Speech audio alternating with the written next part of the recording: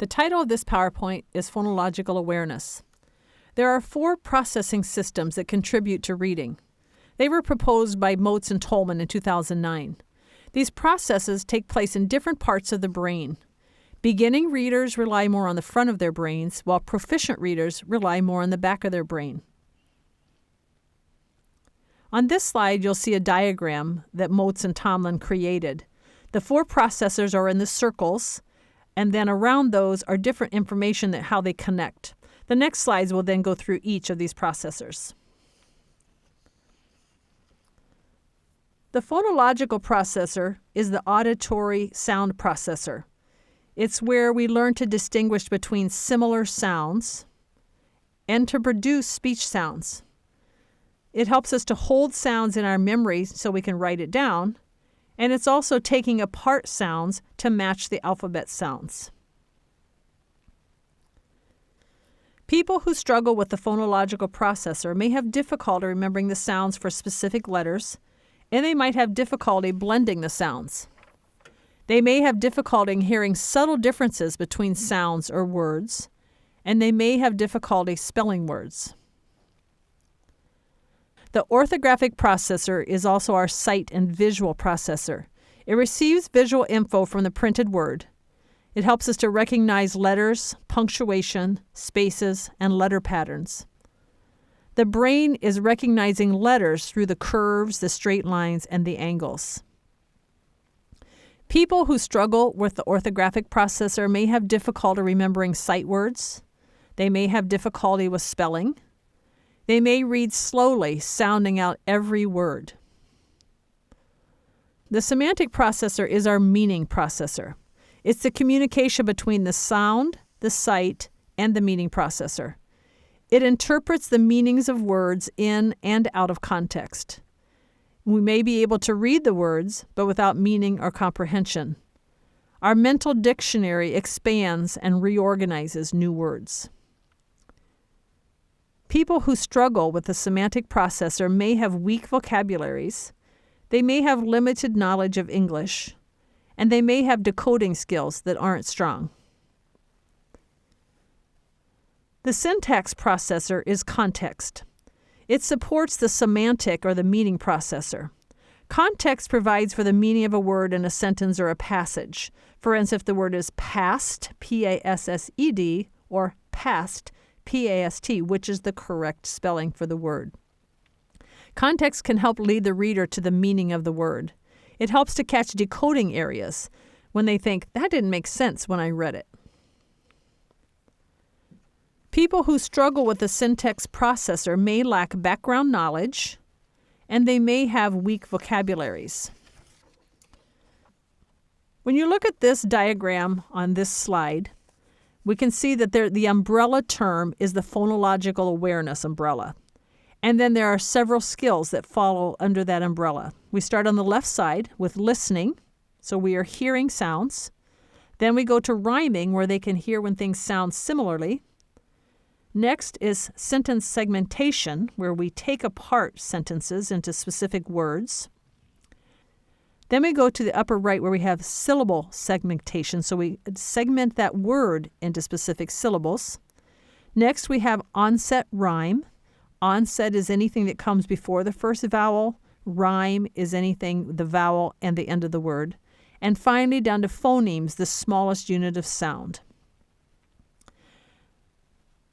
The brain is trying to make connections, to try to see patterns, trying to take new information and connect it to something it already knows.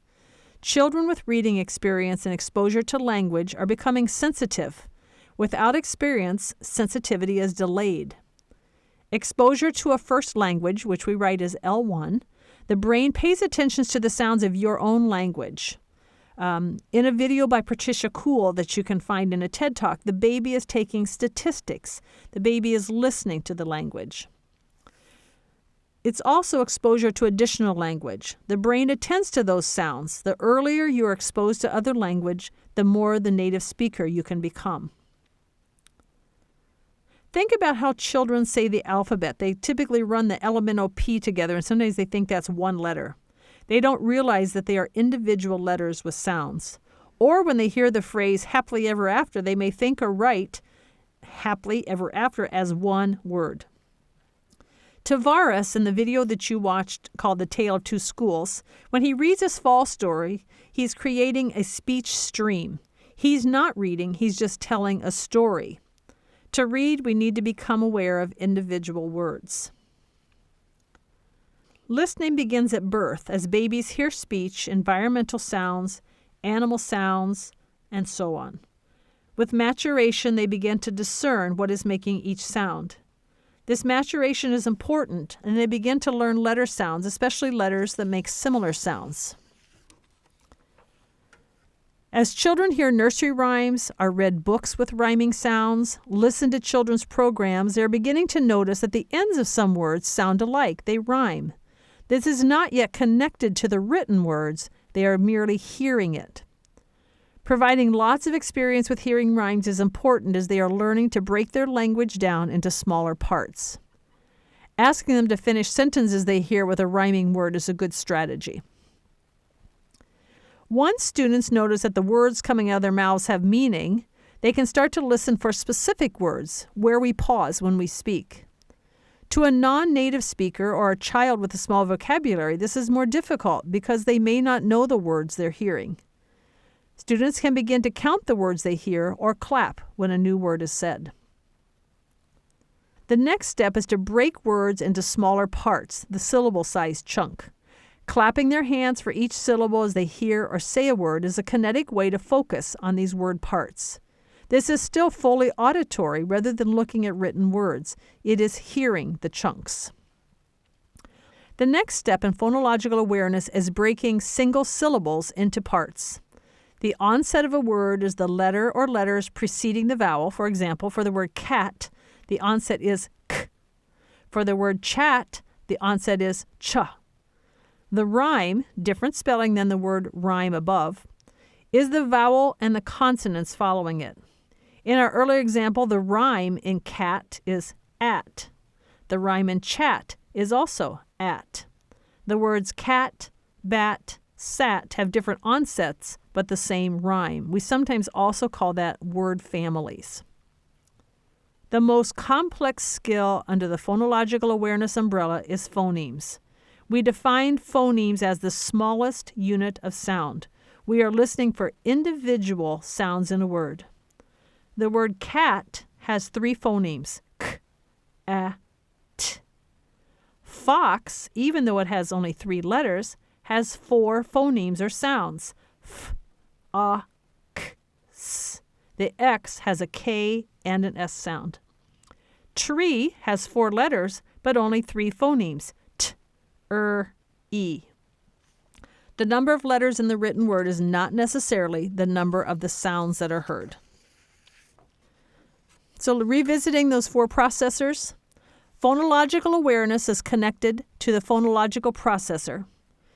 It is only about sound, not yet connected to letter symbols.